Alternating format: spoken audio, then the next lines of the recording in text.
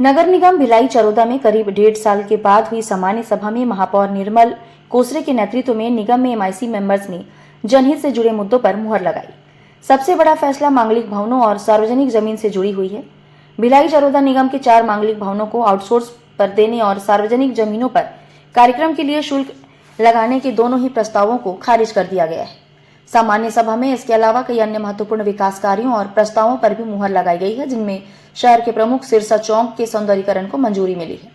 इसके साथ ही प्रमाण पत्र बनाने को लेकर अनुमति देने, मिशन क्लीन सिटी योजना के अंतर्गत घरों से कचरा संग्रहण करने को लेकर एक समूह को एक रिक्शा प्रदान करने, पालिका बाजार के दुकानों के लिए उच्चतम बोली राशि स्वीकृत देने, शहर की सफाई व्यवस्था को और भी अधिक दुरुस्त करने को लेकर इंदौर नगर निगम की कार्यप्रणाली के अध्ययन को लेकर भ्रमण करने जैसे प्रस्तावों पर चर्चा कर मुहर लगाया गया है। इसके साथ ही महापौर कोसरे ने मीडिया से चर्चा में डॉग बाइटिंग और आवारा पशुओं के विचरण को लेकर भी चिंता जताते हुए प्रदेश सरकार से सहयोग की अपेक्षा जताई है। वहीं इन सभी फैसलों से भिलाई चरोदा शहर में विकास की गति बढ़ने और नागरिक सुविधाओं में सुधार आने की उम्मीद जताई जा रही है। आरके न्यूज 24 के लिए भिलाई से मोहम्मद साजिद की खास रिपोर्ट। भिलाई चरोदा के द्वारा कल सामान्य सभा आयोजित की गई थी, जिसमें 10 एजेंडे हम लोगों ने उसमें लाया था। वो 10 एजेंडे सर्वसम्मति से पारित किया गया, जिसमें पहला जो एजेंडा था, जाति प्रमाण पत्र जो बने हुए हैं, उन जाति प्रमाण पत्रों की जिसके पास मिसल रिकॉर्ड नहीं होने की वजह से या 1984 के रिकॉर्ड नहीं होने की वजह से जो हितग्राही जाति प्रमाण पत्र के लिए आवेदन किए थे, उन आवेदनों पे चर्चा की गई और जांच के पश्चात 1 महीने के भीतर उनको जाति प्रमाण पत्र बनाने के लिए अनुमति प्रदान करने के विषय पर चर्चा हुई, जो सर्वसम्मति से पारित हुआ। दूसरा हमारा विषय था कि सिरसा गेट चौक का जो सौंदर्यीकरण होना है 3 करोड़ 6 लाख की राशि से, उनका जो बिलों की राशि जो आया है, एमआईसी ने जो प्रस्ताव पारित किया था, उसका दर अनुमोदन के लिए सर्वसम्मति से प्रस्ताव पारित किया गया।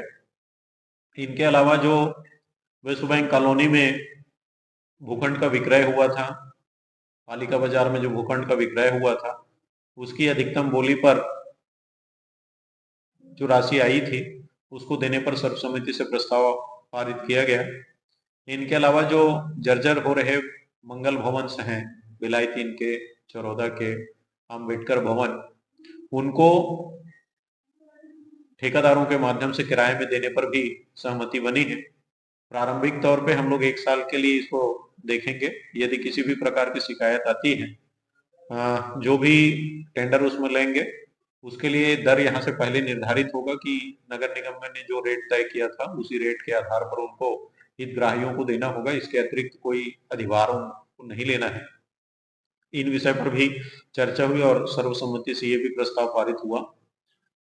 जो महिला समूह डोर टू डोर कचरा कलेक्शन करते हैं, बहुत सारे शिकायत लगातार प्राप्त हो रहे थे कि एक समूह के द्वारा कई 4-4, 5-5 रिक्शा रखे हैं, उसमें भी सहमति बनी और एक समूह एक रिक्शा लेने पर विचार हुआ और सर्वसम्मति से ये भी प्रस्ताव पारित हुआ।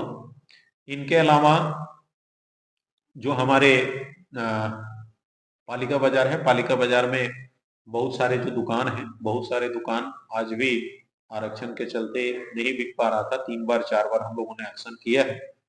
जब तक आगामी शासन का आदेश नहीं प्राप्त होता, तब तक के लिए हम लोगों ने उसको हितग्राहियों को किराए से देने का भी प्रस्ताव पारित किया है, जो सर्वसम्मति से प्रस्ताव पारित हुआ। इसके अलावा जो लगातार इंदौर जो शहर है, स्वच्छता में जो नंबर 1 आ रहा है, राज्य शासन के द्वारा गत महीने महापौर, पालिका अध्यक्ष, सीएमओ और कमिश्नर और स्वास्थ्य विभाग के लोगों के साथ संयुक्त दौरा किया गया था। काफी अच्छा रिस्पांस आया और भिलाई नगर निगम के द्वारा भी सारे पार्षदों ने स्वच्छता विजिट किया है। हमारे शहर सरकार के द्वारा भी कल सर्वसम्मति से प्रस्ताव पारित किया गया कि स्वच्छता के लिए सारे लोग विजिट करने हम लोग इंदौर जाएंगे। इस प्रकार से लगभग 11 एजेंडे थे और एक एजेंडा बाद में और जोड़ते हुए उस एजेंडे पर भी सहमति बनी और 12 एजेंडे सर्वसम्मति से प्रस्ताव पारित किए गए।